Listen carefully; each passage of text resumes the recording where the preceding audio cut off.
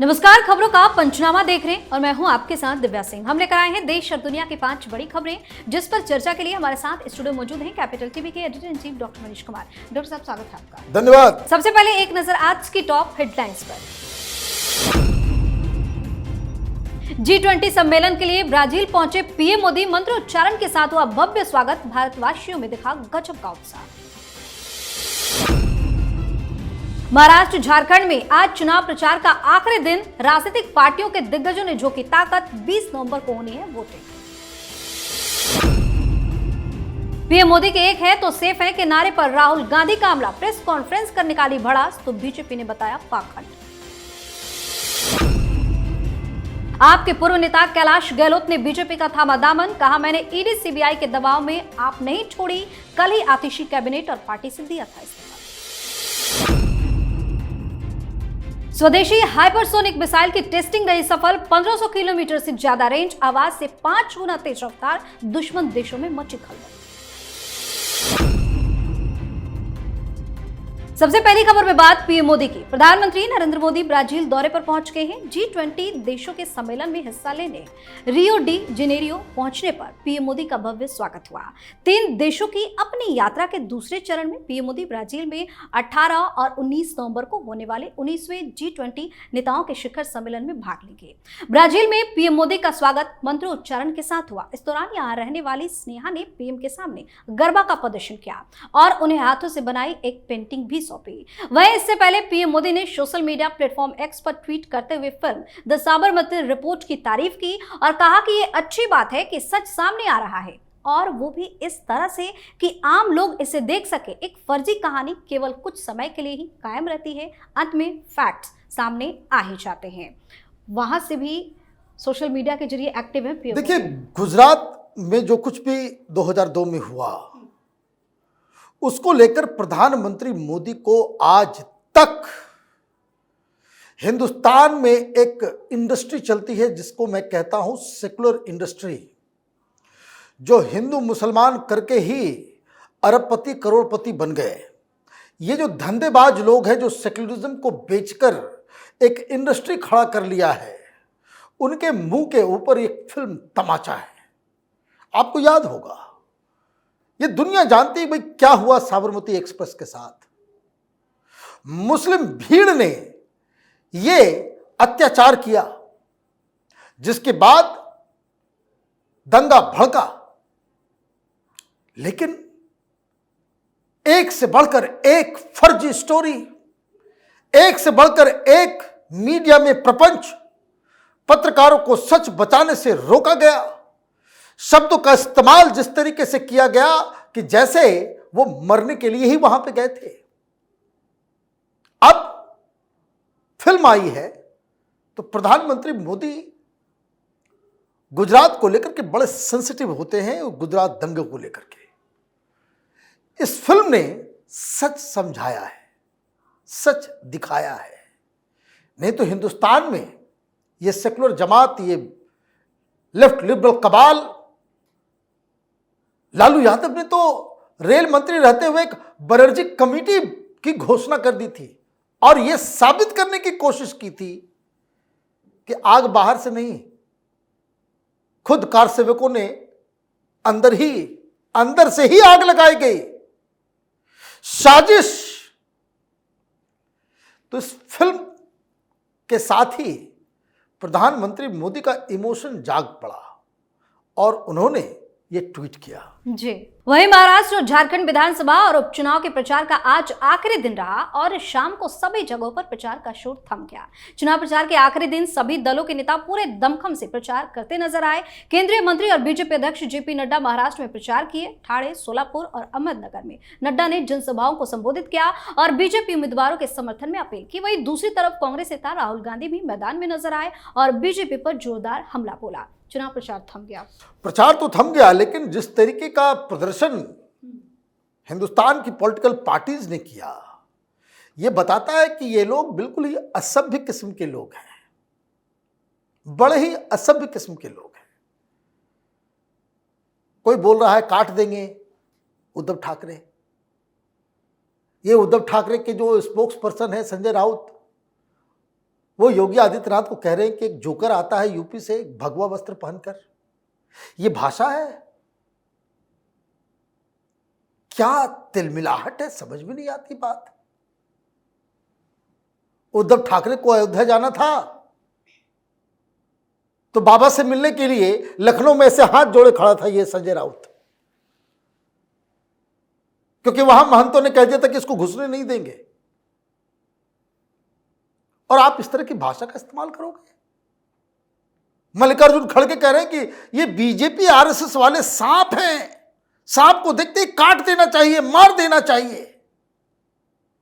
अच्छा, BJP RSS को मार दोगे, काट दोगे और वो कट जाएंगे, और अगर मार भी दोगे तो क्या देश में भूखमरी, अशिक्षा, बेरोजगारी वो खत्म हो जाएगी? भाई उम्र का भी लिहाज करना चाहिए। तो जवाबी कार्रवाई इधर से भी हुआ।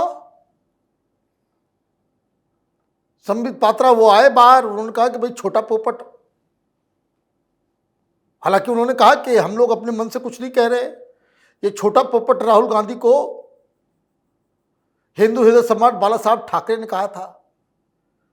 तो आप ये देखिए कि प्रचार के आखिर तक जाते जाते ये इंडी गठबंधन के नेताओं के मुंह से जिस तरह की, उसको कह सकते कि दूषित वाक्य निकल रहे हैं, शब्द निकल रहे हैं, जिस तरीके से जहर उगल रहे हैं ये लोग, ये साफ बता रहा है कि इनके हाथ से ये बाजी चली गई है। जी, इस खबर में बात राहुल गांधी की। प्रधानमंत्री नरेंद्र मोदी एक है तो सेफ है के नारे पर कांग्रेस नेता और लोकसभा में नेता प्रतिपक्ष राहुल गांधी ने बड़ा हमला बोला है। उन्होंने धारावी परियोजना को लेकर पीएम मोदी और महाराष्ट्र सरकार को जमकर घेरा। दरअसल महाराष्ट्र विधानसभा चुनाव के प्रचार के आखिरी दिन राहुल गांधी ने एक प्रेस कॉन्फ्रेंस की। इस दौरान उन्होंने एक तिजोरी सबके सामने रखी, उस पर लिखा था एक है तो सेफ है। उन्होंने तिजोरी के अंदर से 2 पोस्टर निकाले, इसमें से एक पर उद्योगपति गौतम अडानी और पीएम मोदी की तस्वीर थी और दूसरे पर धारावी परियोजना की। इसे दिखाते हुए राहुल ने कहा कि यही है पीएम मोदी का एक है तो सेफ है। वहीं बीजेपी ने राहुल गांधी के प्रेस कॉन्फ्रेंस को पाखंड की मास्टर क्लास करार दिया है।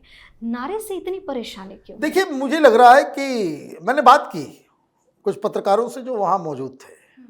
मैंने कहा भाई सवाल पूछना चाहिए था, क्या आप अडानी अडानी कर रहे हो और आपके जो पार्टनर है वहां पे शरद पवार, वो अडानी के साथ घर में उसके बैठ के चाय पीते हैं, नाश्ता करते हैं और प्रेस कॉन्फ्रेंस करके कहते कि राहुल गांधी ये बकवास कर रहे हैं। भाई क्यों उनके साथ हो, क्यों उनके साथ हो? अडानी से इतनी प्रॉब्लम है, अभी कुछ दिन पहले चेक ले रहे थे आपके मुख्यमंत्री तेलंगाना के, छत्तीसगढ़ में आपकी सरकार थी, अडानी के साथ डील किया। राजस्थान में आपकी सरकार थी, अडानी के साथ डील किया। आप ऐसे मुद्दे को उठा रहे हो जिसमें आपका ही क्लैरिटी नहीं है। भाई अभी आपके पास 3 जगह सरकारें हैं ना, हिमाचल में है, तेलंगाना में है और कर्नाटक में। तीनों जगह पे अडानी कुछ ना कुछ कर रहे हैं। बंद करवा दो, बंद करवा दो, सीधे कहो भाई बंद करो, तब तो बात समझ में आती है। एक है तो सेफ है, तो कोई सेफ निकाल दिया और उससे से पोस्टर निकाल रहे हैं। तो ये तो मोदी जी का सेफ आपके हिसाब से उसमें पोस्टर निकल रहा है। कांग्रेस पार्टी का कोई नाटक करना चालू कर दे इस तरह का सेफ लेकर के, तो उसमें सिर्फ काला धन निकलेगा। जो झारखंड में निकला पूरे देश भर में निकला। आप इस तरह का थिएट्रिक्स करके एक national leader, for God sake you should not do all this things. ये सब काम छोड़ दो दिग्विजय सिंह वगैरह सब लोगों के लिए, पवन खेड़ा वगैरह के लिए। आपको आइडियाज के ऊपर बातचीत करनी चाहिए, मुद्दों के ऊपर बातचीत करनी चाहिए। वो है नहीं, ये डिपार्टमेंट ऊपर का खाली है। तो मैंने पत्रकारों से पूछा भाई सब सवाल किए क्यों नहीं कि भाई अगर ऐसी बात है तो हटा दिए होते, छत्तीसगढ़ से भगा दिए होते, राजस्थान से भगा, जहां जहां तुम्हारी सरकार। और महाराष्ट्र के अंदर ये कहते भाई पोर्ट दे दिया अडानी को। भाई पोर्ट तुम्हारी सरकार ने दिया। जब अभी एमवीए की सरकार थी, मुख्यमंत्री उद्धव ठाकरे थे, आप इस सरकार में शामिल थे, उस समय दिया गया एयरपोर्ट, उस समय दिया गया पोर्ट अडानी को। तो दोनों चीज तो नहीं चलेगी। तो लोगों ने बताया कि भाई ऐसा था ना, प्रेस कॉन्फ्रेंस तो हुआ, लेकिन कौन कौन क्या सवाल करेगा वो लेकर के पवन खेड़ा लेकर के बैठा हुआ था। पवन खेड़ा वो लेकर के बैठा हुआ था, किस किस से सवाल करना उन सबको पहले से सवाल दे दिया गया था। तो 3-4 सवाल हुआ, फिर उठ के भागने लग गए, पत्रकारों ने हल्ला किया। तो उन्होंने साफ कह दिया कि नहीं नहीं, मैं सवाल का जवाब देने के लिए नहीं आया हूं। मैं प्रेस कॉन्फ्रेंस क्यों कर रहे हो? फिर सवाल से भागना ही है, सब कुछ प्री प्लान मैनेज तरीके से करना है, तो प्रेस कॉन्फ्रेंस करना ही नहीं चाहिए जी। और अब बात कैलाश गहलोत की। आम आदमी पार्टी और दिल्ली सरकार के कैबिनेट मंत्री पद से इस्तीफा देने के 24 घंटे बाद कैलाश गहलोत भाजपा में शामिल हो गए। दिल्ली भाजपा अध्यक्ष वीरेंद्र सचदेवा ने उन्हें पार्टी की सदस्यता दिलाई। इस दौरान केंद्रीय मंत्री मनोहर लाल खट्टर मौजूद रहे। भाजपा में शामिल होने के बाद कैलाश गहलोत ने कहा कि लोग सोचते होंगे कि रातों रात ये फैसला ले लिया, किसी के दबाव में आकर फैसला लिया, लेकिन मैं बता दूं कि मैंने जीवन में कभी दबाव में कोई काम नहीं किया। सुनने में आ रहा है कि ईडी सीबीआई के दबाव में मैंने ऐसा कर दिया, लेकिन ऐसा कुछ भी नहीं है, ये गलत बात है। क्या लग रहा है कि बीजेपी के लिए कितना फायदेमंद रहेगा? देखिए, फायदेमंद तो इस तरीके से रहेगा कि महाराष्ट्र का नतीजा आया, झारखंड का नतीजा आया, ये कैलाश गहलोत को एक ही काम दिया जाएगा कि भाई आप जो है रोज प्रेस कॉन्फ्रेंस कीजिए। जब ये कह रहे हैं कि आज का फैसला नहीं है, पहले से मैं तय करके बैठा हुआ था, तो तय करके बैठा हुए थे तो बहुत सारी चीज़ों को इकट्ठा कर लिया होगा, जानकारी, दस्तावेज, सबूत, केजरीवाल की पोल पट्टी खोलने के लिए।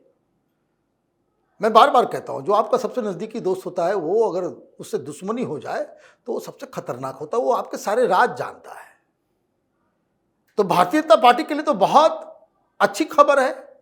अभी तक जितने लोग, ये कोई एमएलए नहीं है साधारण सा, ये कोई एक्स एमएलए नहीं है जो भीड़ इकट्ठा कर रहा है Kejriwal, ex MLA Congress, ex MLA BJP. तो ये तो 62 में वो 5 हीरो में से है जिसको आपने मंत्री पद दिया और सीनियर मिनिस्टर, और नाराजगी और केजरीवाल से लड़के ये पार्टी को छोड़े हैं। खूब बहसा बहसी हुई है दोनों के बीच, बवाल कटा है दोनों के बीच, तो झगड़ के निकले हैं। तो ये तो केजरीवाल के लिए खतरे की घंटी है। ये मुंह खोलेंगे, दस्तावेज देंगे, हकीकत बताएंगे और केजरीवाल परेशान होता रहेगा। जी। आखिरी खबर में बात हाइपरसोनिक मिसाइल की। भारत ने 16 नवंबर 2024 की रात में नई एंटी शिप मिसाइल की सफल टेस्टिंग की। इसे हाइपरसोनिक मिसाइल कहा जा रहा है। इस टेस्टिंग के साथ ही भारत अब उन देशों के लिस्ट में शामिल हो गया है जिसके पास हाइपरसोनिक हथियार है। पहले यह प्लान ब्रह्मोस 2 मिसाइल को लेकर थी, लेकिन रूस यूक्रेन जंग की वजह से हो रही देरी की वजह से भारत ने अपनी ही तकनीक, हथियार और मिसाइल बना लिया। कहा जा रहा है कि पाकिस्तान सीमा पर रखकर यह मिसाइल दागी जाए तो पूरा पाकिस्तान इसकी रेंज में आएगा। चीन से सटी सीमा पर रखकर दागी जाए तो लगभग 45% चीन इसकी रेंज में आएगा। इस खबर ने दुश्मन देशों की बेचैनी को बढ़ा दिया, खलबली मच गई है। देखिए, ये जो हाइपरसोनिक मिसाइल जो इंडिया ने डेवलप किया है, ये इसको समझ लीजिए है क्या। एक तो सुपरसोनिक मिसाइल्स होते हैं जो साउंड के स्पीड से ज़्यादा चलते हैं, और ये हाइपरसोनिक है, साउंड के स्पीड से 5 टाइम्स उससे तेज। और मैं आपको बता दूं, इसका रेंज 6000 किलोमीटर पर आवर से लेकर के 24,000 किलोमीटर पर आवर तक हो सकता है। जो भारत की सरकार एजेंसी के द्वारा वीडियो दिया गया है उसमें टाइम वगैरह सब मिटा दिया गया है ताकि दुनिया को मालूम न चल सके कि किस रेंज में हम ये काम कर रहे हैं। ये क्रूज मिसाइल है जो साउंड के स्पीड से 5 टाइम्स ज़्यादा, कितना ज़्यादा है पता नहीं। इसका मतलब ये है कि ये बड़ा फास्ट है। दूसरा कि इसे रास्ते में मैन्यूवर भी कर सकते हैं, फिक्स टारगेट पे नहीं है। ज़्यादातर बैलिस्टिक मिसाइल्स, क्रूज मिसाइल्स जो होते हैं कि आपने फिक्स टारगेट दे दिया तो वो रडार पे आ गया, तो जो एंटी मिसाइल सिस्टम है उसके पाथ को ट्रेस करके वो उसको उड़ा देते हैं, जैसे इजराइल करता है कि ईरान से मिसाइल चलता है 180 मिसाइल डाला, 2 गिर पाया, बाकी सब रास्ते में, क्योंकि वो फिक्स्ड रास्ते पे चलता है। ये मैन्यूवर किया जा सकता है, लगेगा कि ये जो है चला इस्लामाबाद की तरफ और जाकर के गिर जाएगा ये रावलपिंडी पे। तो ये इस तरह का टेक्नोलॉजी दुनिया में 3 के पास है, और इसकी स्पीड, मतलब ये चीन पाकिस्तान के हैसियत में नहीं है कि आप इसको इंटरसेप्ट कर सके। और सबसे बड़ी चीज कि ये न्यूक्लियर वेपन को भी कैरी कर सकता है। बहुत बहुत धन्यवाद सर तमाम जानकारी के लिए। धन्यवाद। खबरों का पंचनामा में आज के लिए इतना ही। देश और विदेश की बाकी खबरों और उनके सटीक एनालिसिस के लिए देखते रहिए कैपिटल टीवी। हमें लाइक कीजिए, शेयर कीजिए और हाँ, कैपिटल टीवी को सब्सक्राइब करना बिल्कुल ना भूलें। धन्यवाद।